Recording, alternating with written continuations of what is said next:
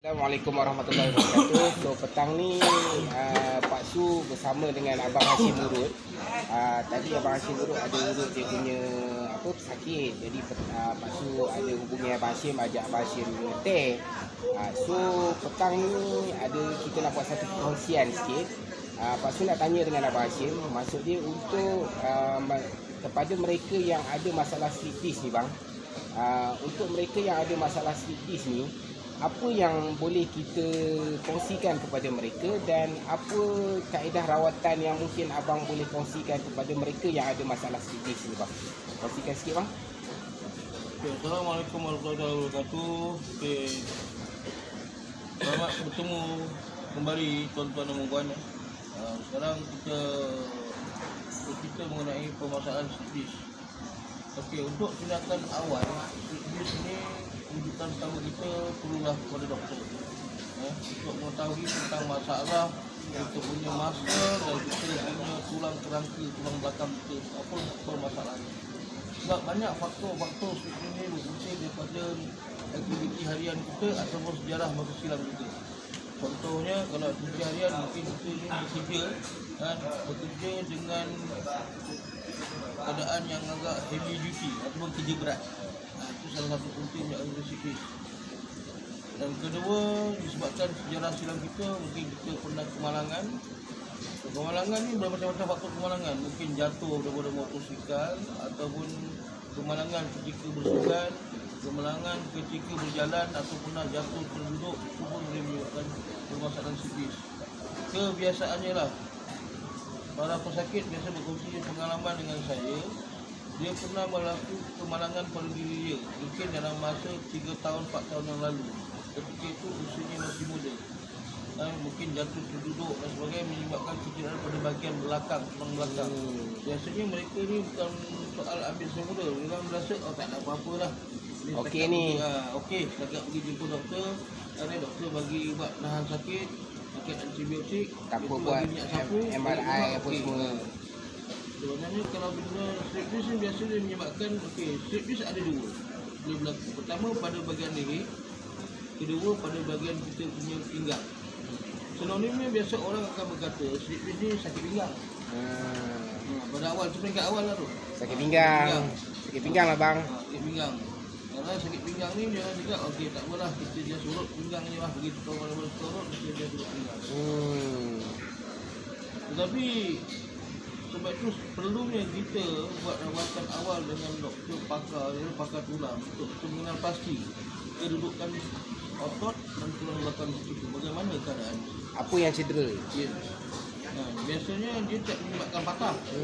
Patah sleep disc satu perkara yang berbeza.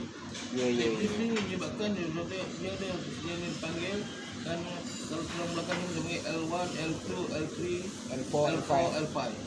Biasanya keadaan tulang ni pada peringkat awalnya di dalam keadaan tubuh kita sihat, tak ada satu pun tulang kita berkeadaan rapat. Dia ada renggangan lah. Begitu juga dengan leher. Dia bermula daripada C1, C2, C3, C4, C5, C6, C7.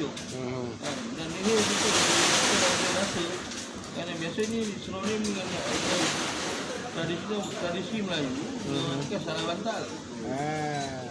Kenapa dia tak boleh toleh dah macam robot. Sebenarnya itu dah ada satu permulaan simptom dia tu. Sakit tengkuk kan, sakit tengkuk. Tapi sakit tengkuk ni satu paut juga dengan yang dipanggil iaitu frozen shoulder. Kerana apa? Salah satu otot di bahagian kita di bahagian terutama di pangkal leher antara bahu dan leher itu boleh kita tegang. Kenapa ditegang? Sebab salah satu kedudukan bahu kita dia terlepas daripada kedudukan slot dia. Dia punya slot dia terlepas. Itulah menyebabkan leher kita berasa sakit. Tapi biasanya kalau sleep disc pada leher ni adalah disebabkan mungkin satu pergerakan yang agak ekstrim, ataupun pernah jatuh terhentak. Yalah benda lama-lama lah ni accumulate. Sama ada jatuh, sama ada dipukul, itu mesti kebal. Jatuh lama-lama, jatuh muda-muda dulu dia campur-campur lah. Kebal ni kesan sleep disc ni jangan ketara pada peringkat usia belasan hingga 20-an tahun. Biasanya dia tak ketara sangat. Kurang rasa lah. Kurang rasa. Biasanya banyaknya bila dia berlaku awal, peringkat awal sleep disc pada peringkat belasan tahun hingga bawah 20 tahun hingga 30-an, biasanya ramai pesakit mengambil tindakan bertahan. Oh okey, tak apa, jas sapu ni letak tampal koyok selepas ni okey. Pakai ubat tahan sakit. Ataupun sekadar pergi buat urutan biasa. Biasanya dia akan menjadi serius bila seseorang tu berusia 40-an ke atas. Ya. Sebab apa? Ketika kita makin meningkat, kita punya struktur tulang kita ni, kekuatan tulang kita makin lama berkurangan kalau kita tidak ada ambil sebarang suplemen atau vitamin untuk menguatkan kita punya tulang. Okey. Ataupun sesuatu suplemen ataupun satu vitamin yang boleh mengukuhkan kita punya otot tubuh kita, dia akan menjadi begitu. Slip disc yang serius biasanya kerana bila doktor dah x-ray dan sebagainya, di situ lagi kita akan nampak ini slip disc pada bahagian leher. Dahulu kita bercerita di situ, dia akan nampak, doktor akan nampak melihat kedudukan tulang leher kita tu. Doktor ni bersih 1, 2, 3, 4, 5, 6, 7 tu, antara salah satu tulang yang saya sebut yang C1, 2, 3, 4, 5 tu dia merapat. Hingga menyebabkan seolah-olah ada satu benda yang terkeluar daripada kedudukan tulang. Cakra dia, disc dia. Cakra dia, disc dia terkeluar. Ataupun ligamen otot tu ada yang terkeluar, terhimpit. Okey. Itu akan menyebabkan terasa sakit sangat. Kalau perubatan moden, bagaimanakah doktor akan itu dah kami cakap pada tahap yang tahap kritikal. Nak buat chiropractic pun tak boleh, urutan pun tak boleh. Jadi kena refer pada doktor. Biasanya doktor akan aturkan dengan keadaan pembedahan. Bila pembedahan, doktor akan cek antara satu tulang tu yang mana yang tercedera, Mana yang rosak lah. rosak. Tapi biasanya slip disc ni tidak melibatkan paha. Dia bukan bakar. Dia sama ada tulang tu, bentukan tulang rangka tu goyang ataupun dia punya disc dia tu kerana dah merapat. Di situ doktor akan menggunakan keadaan pembedahan. Biasanya doktor akan pesakit akan kepada pakar. Ya. Okey, untuk bahagian pinggang pun sama. Dia ada, dia pinggang ni ada dua keadaan di mana antara L5, L1, L2, L3, L4, L5 tu bila pemegang pada tulang. Kalau kita tengok pada jalan kerangka tulang kita tu dia ada seolah kiri dan kanan seolah ada pemegang. Seandainya pemegang tulang L1, L2, L3, L4 ni goyang ataupun sudah tak boleh kukuh kerana tak boleh butuhkan, di situ doktor akan buat pembedahan dan menggunakan satu kaedah skru, letak tungsten dia akan skru kat situ untuk menguatkan pergegangan, untuk mengembalikan kedudukan tulang tu, pinggang tu pada kedudukan yang betul. Lock balik. Ataupun dengan kaedah dia doktor akan letakkan plate di belakang. Okey bang, tu kalau macam yang serius lah. Yang serius. Kalau kadang-kadang ni dia mungkin benda tu tidak berapa serius dan dia mungkin dah jumpa doktor kata mungkin buat fisio dan sebagainya kan. Tapi fisio pun duduk pada disiplin dia kena konsisten buat. Adakah dengan kaedah chiropractic yang abang praktikkan kepada pelanggan-pelanggan abang ni boleh membantu mereka? Okay. Dan adakah dengan urutan dan chiropractic ni boleh membantulah? Ataupun satu saja urutan ke chiropractic ke macam mana? Okey, baik. Satu soalan yang baik. Okey, bagi orang yang pada peringkat simptom ataupun kekenahan Yang tak serius sangat. tak berapa serius, tak ke arah kepada pembedahan. Boleh dilawat dengan kaedah. Kalau urutan biasanya tidak digalakkan. Urutan ni sebenarnya untuk yang sikit ni dia hanya bersifat sementara. Kecuali kalau seseorang tu tidak ada, memang dia memang tak ada melakukan kerja yang aktiviti agak ekstrim, insya-Allah benda tu tak akan berulang. Tetapi kalau rezeki yang agak serius dia perlu kaedah fisio.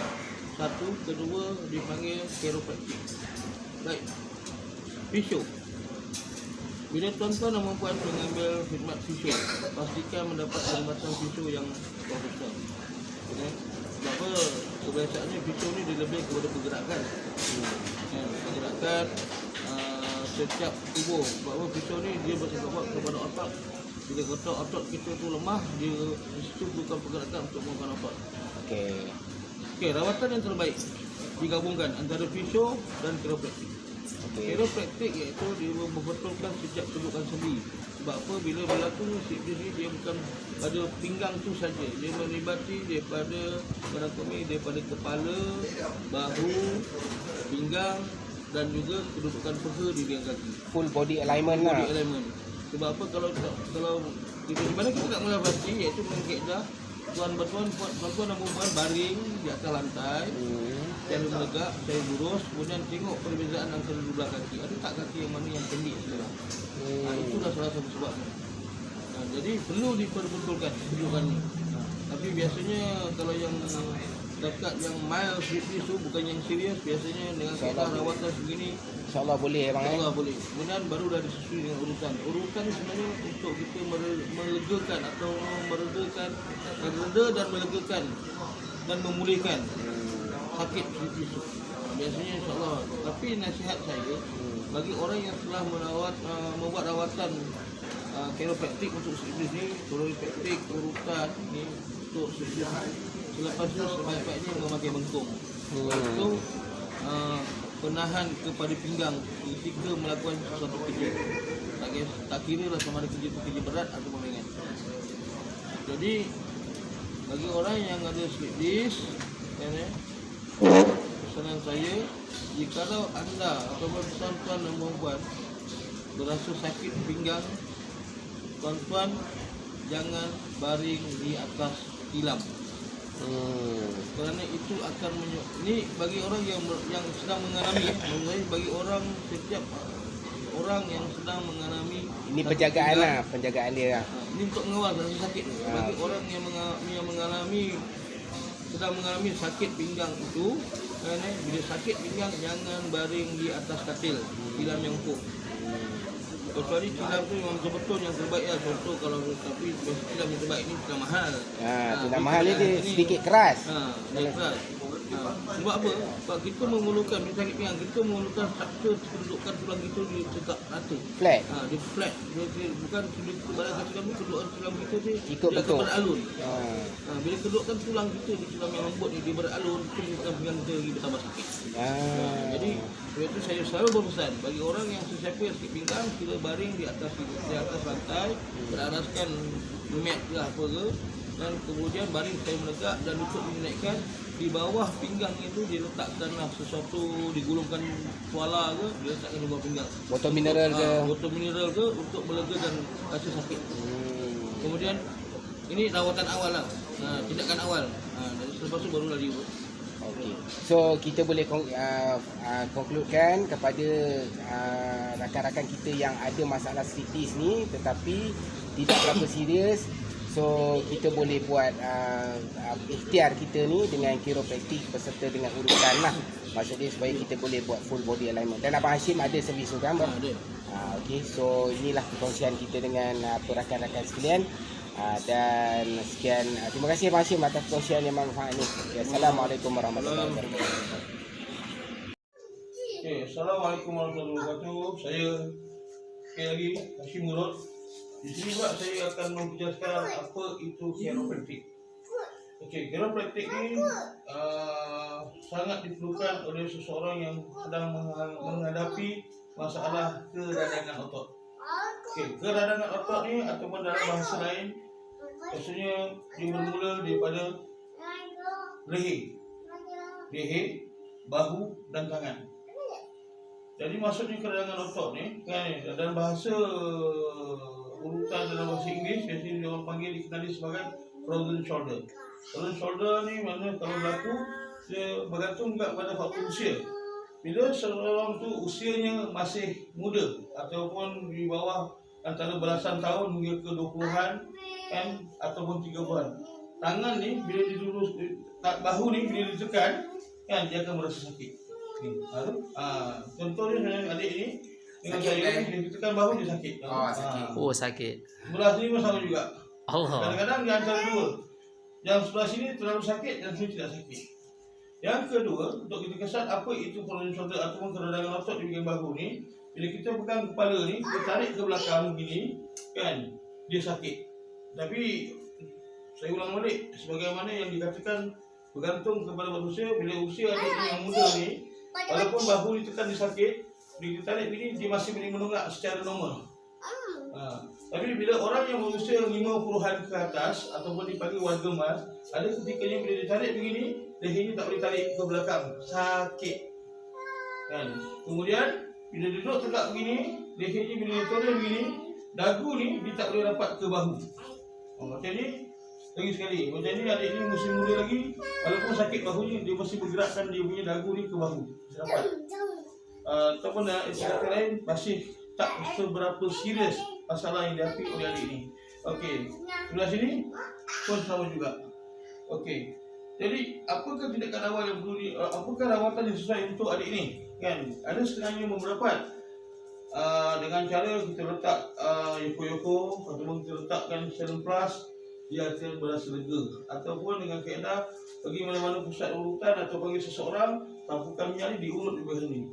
Kaedah urutan ataupun tanpa letakkan serum plus ataupun kita letakkan yoko-yoko untuk menenangkan otot, dia hanya melegakan semata-mata, tapi dia tidak akan merawat masalah tersebut secara berpanjangan.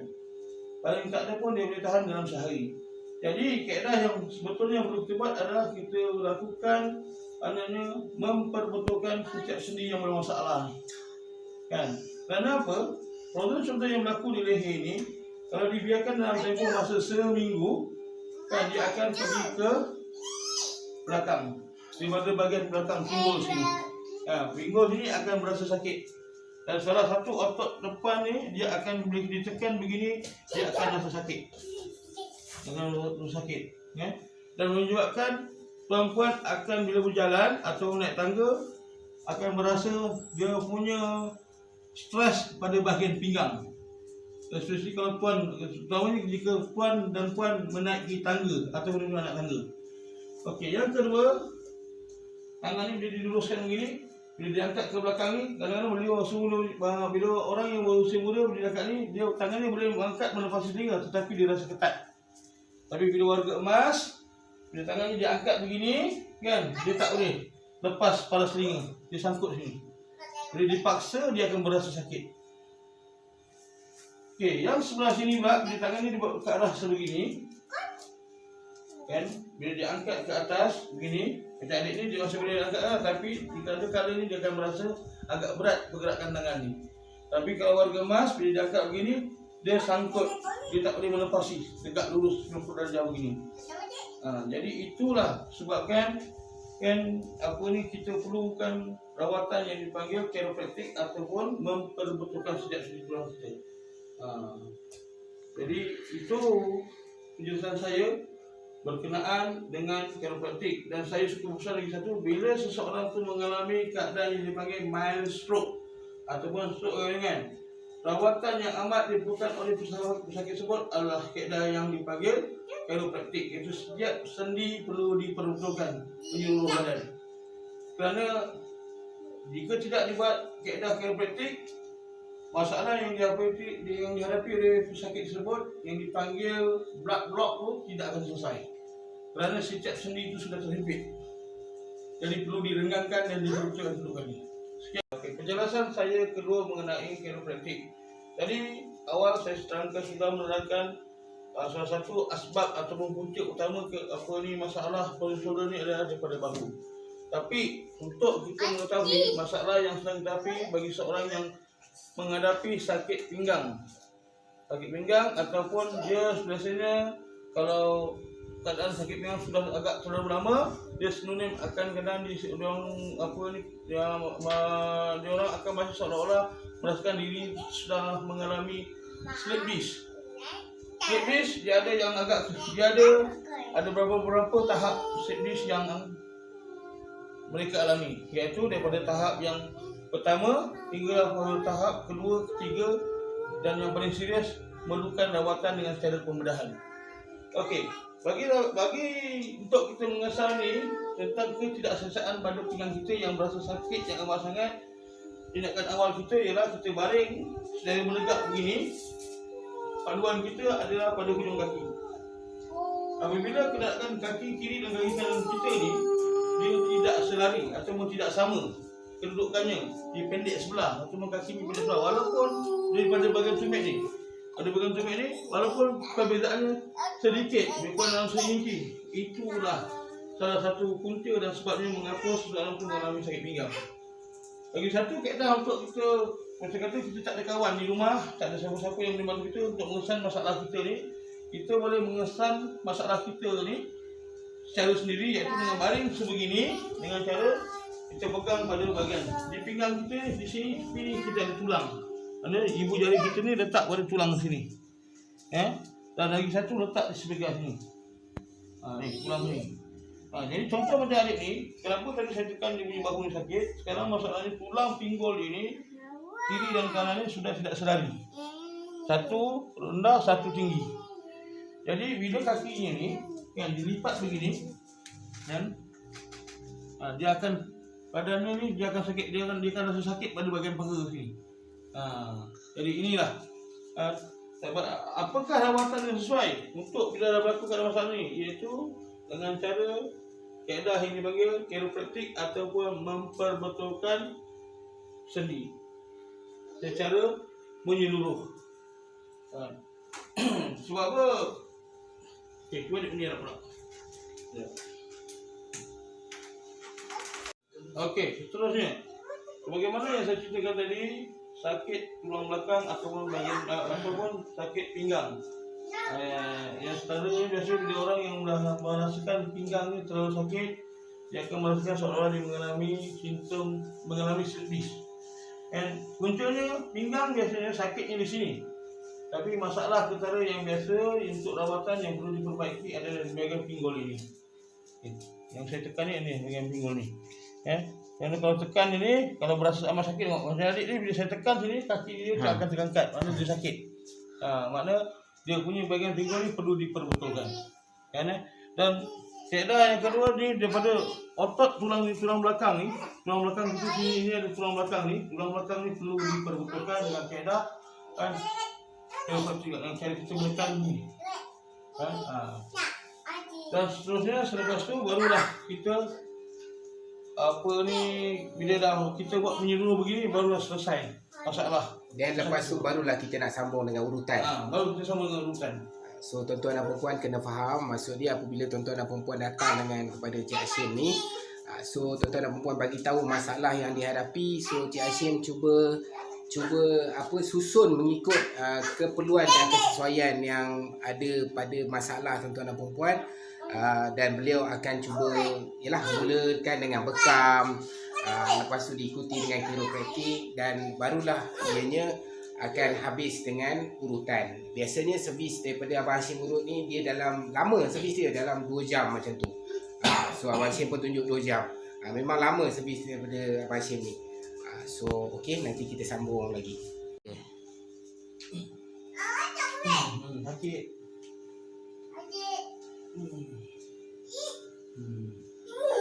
Letup bang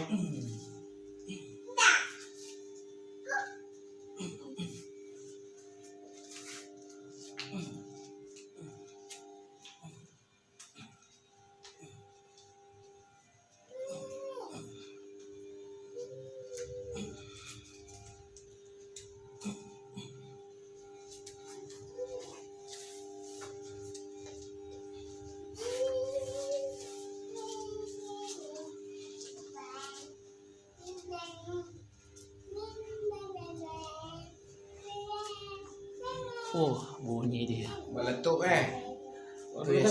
Mengatakan sakit. Itu Okey, insya-Allah. Assalamualaikum warahmatullahi wabarakatuh. Okey, adik ni saya sedang buat rawatan. Dia pada bahagian bahu ni dia sedang mengalami keadaan yang panggil nama frozen shoulder ataupun peradangan otot. Jadi bila kita tarik dari bahagian telinga ni sebegini, dia akan menutup. Jadi untuk tuan-tuan dan puan, kalau saya kata untuk mengurangkan satu perkara yang boleh diamalkan, iaitu telinga kita ni setiap kali kita bangun pagi, kita perlu buat begini. Gosok dia hingga panas. Bila panas macam ni, kita gosok, lepas tu gunakan jari telunjuk ni, jari telunjuk kita yang ni, kan? Pada telinga ni, kuping telinga pada bahagian ni. Kita perlu tekan secara bulatan begini. Apa kebaikannya bila kita mengamalkan kiri dan kanan setiap hari ni? Pertama, jika kita menghadapi darah tinggi, dia akan menstabilkan darah kita. Kedua, seseorang yang mengalami diabetes, dia akan menstabilkan juga diabetes tersebut. Ketiga, dia memperelokkan saraf kita dalam di kepala ni, kiri dan kanan. Keempat, dia mengelakkan kita daripada terkena stroke. Kelima, dia mengelakkan kita daripada nyanyuk. Itu bagi orang yang warga emas yang perlu kaedah meramas telinga ni sebegini. Saya ulang balik begini, sangat perlu dilakukan sejak awal pagi bangun daripada tidur. Dan seandainya kalau tuan-tuan dan perempuan mengalami badan ketika sedang bekerja, badan tu rasa tidak selesa, berasa lesu dan letih, amalkan selalu kaedah yang sebegini, sangat membantu.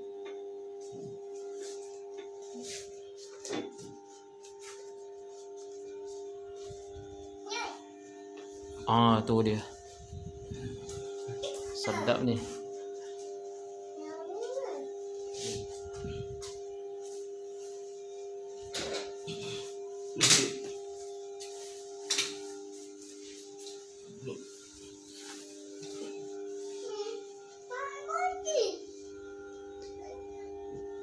Kaedah sebegini adalah tujuannya, bahu kita ni ada sebenarnya dia tak ada tulang yang mengikat bahu kita. Bahu kita duduk dalam keadaan yang berbentuk sekuk macam miring.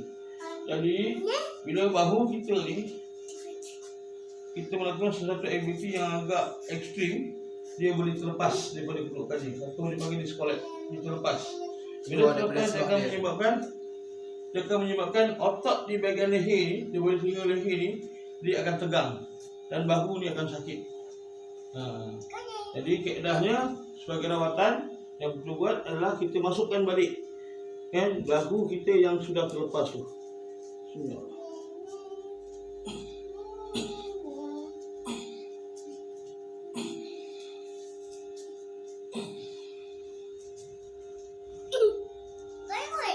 Buat.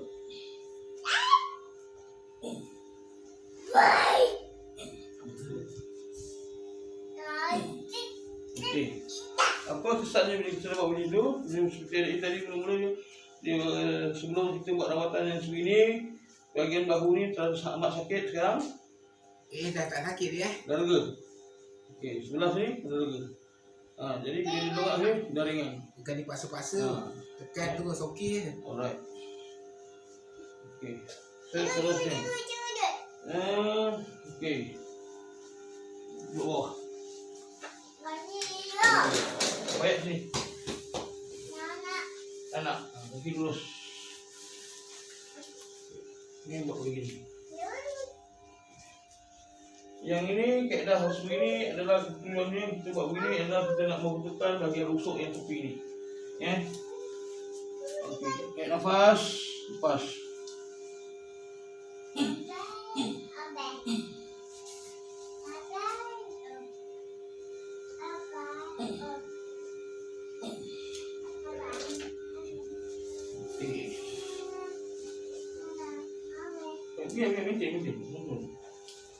Macam adik ni, dia walaupun fizikal dia agak besar kan, dia ada mengalami satu yang cabaran bagi dia. Dia boleh duduk di sini, dia punya tulang belakang dia melengkung atau curve begini. Orang yang mempunyai tulang belakang yang sebegini, biasa dia akan mengalami keadaan yang selalu ada bau pinggang. Dia akan sentiasa berasa sakit. Jadi ini perlu diperbetulkan. Baring. Baring habis, tarik nafas, lepas dengan tahan. Macam boleh. Tengok ni dia. Tarik ni, kalau kita lihat begini, kan, kaki dia ni. Kaki kiri, kaki kanan dan kaki kiri tidak sama rata.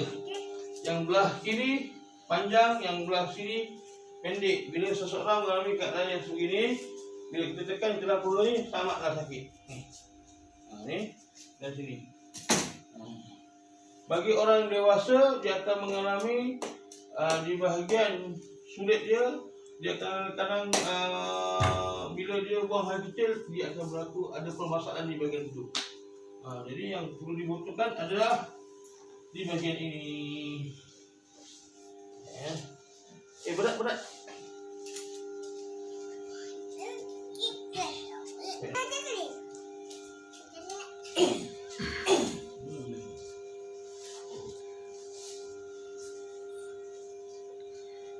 Lepas.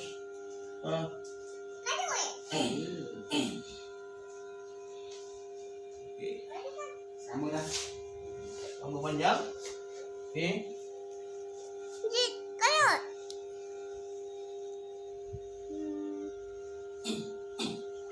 Suka saya ingatkan tuan-tuan dan puan, bagi orang yang berusia 40 ke atas yang mengalami masalah nak bersila, tidak boleh terlalu lama, sukar untuk bersila secara normal. Kalau boleh bersila pun dalam jangka masa yang terlalu singkat, dah berasa kebas dan sakit di bahagian lutut. Puncanya adalah di bahagian sini.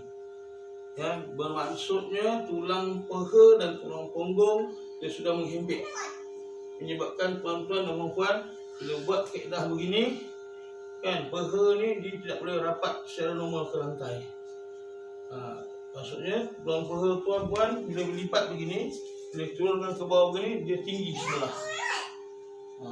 Jadi macam adik ni, bila kita dah buat ni tadi, biasa sebelum kita buat rawatan ni, dia punya badan bila kita tekan ni, dia akan sangat sebelah. Tapi sekarang dia sudah berkedudukan yang sama rata. Dan bila kita tekan bagian sini, sakit dia pun dah kurang.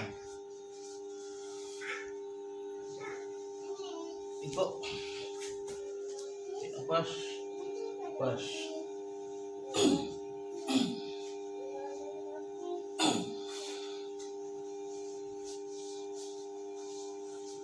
Nombor.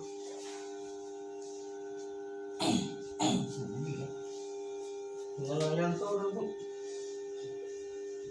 bunyi Hebat kan? macam orang pemerah bil. Nombor.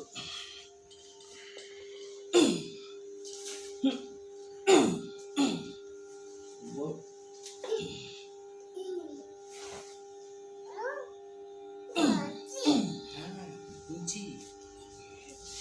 Kunci.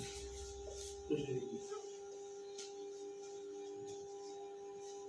Kok? Ini nak cuci.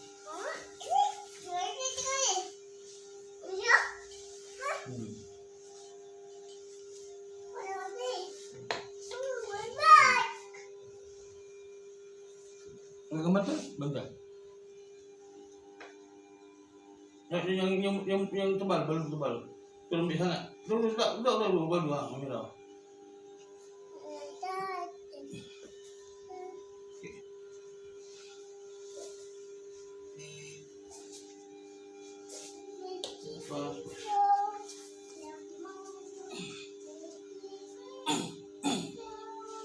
Terus Sedap lah.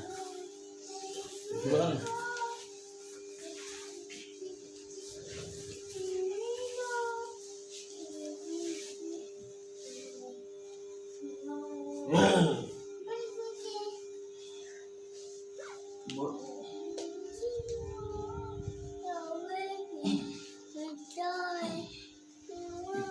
Belum tolak dah bunyi. Ni lah. Bandar tu tak kena ada. Sebab aku ke bawah sikit. Alright.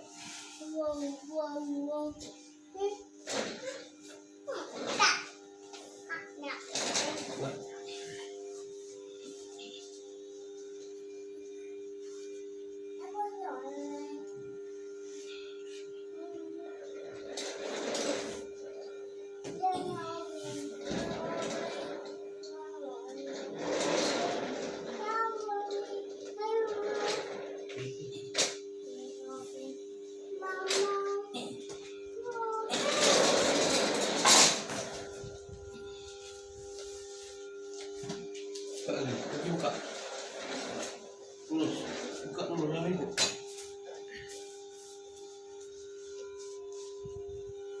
Ya, nafas. Nafas.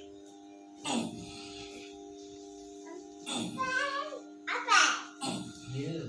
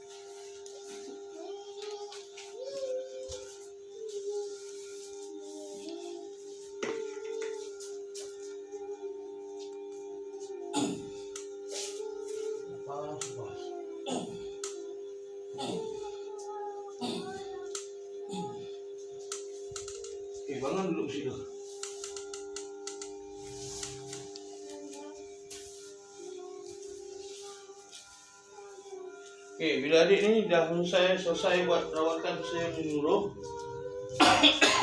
Untuk setakat ni saya belum menjelaskan apa kesannya. Kesannya bila adik ni bersila, dia punya peha ni kan dia rapat ke lantai. Dia berpunggung ni, kalau tengok dari punggung tepi ni, punggung dan peha ni dengan lantai dia rapat.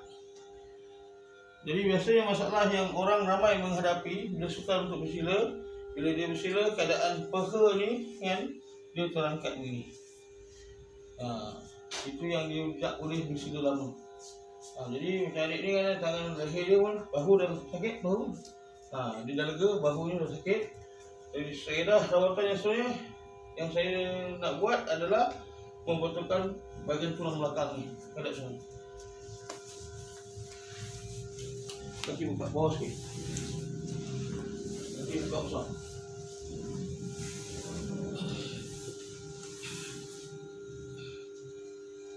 Suka saya jelaskan kepada tuan-tuan yang membuat kaedah membetulkan tulang belakang ni, dia ada berbagai teknik. Dia bergantung kepada keadaan usia seseorang dan fizikal seseorang.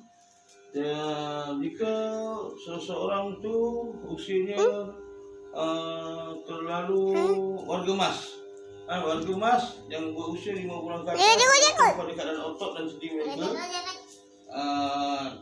jika tidak boleh kaedah begini, kita akan mula kaedah di atas katil. Saya akan tunjukkan tekniknya selepas ini.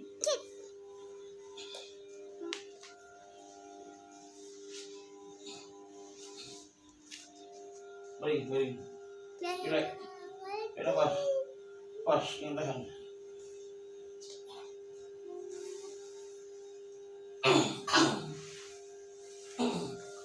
Okey. Asal tarik belakang. Tulang belakang. Okey. Itu rawatannya. Okey. Diri.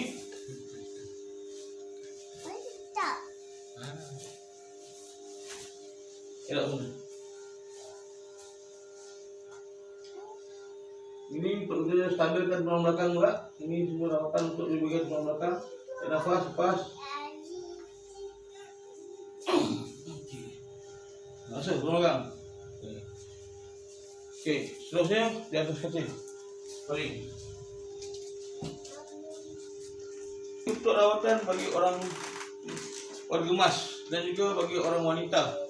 Sebab wanita saya punya kaedah kita sebagai lelaki, ada ketikanya saya perlu merawat orang wanita agak terbatas. Jadi untuk wanita tu rumah kita buat di atas katil dengan kaedah yang sebegini. Dengan menggunakan tuala, tarik ke bawah sikit, bawah sikit, pergi bawah sikit.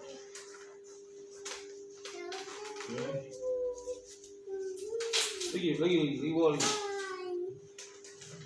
Okey, ni. Sini. Bola. Dapat.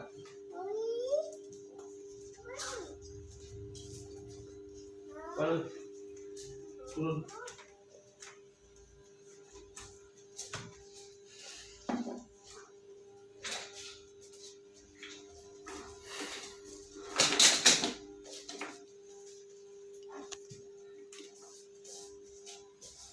Okey, tarik nafas. Lepas, jangan tahan. Relax. Bismillahirrahmanirrahim. Jangan nafas 1, 2, 3. 1, 2. Jangan keraskan badan.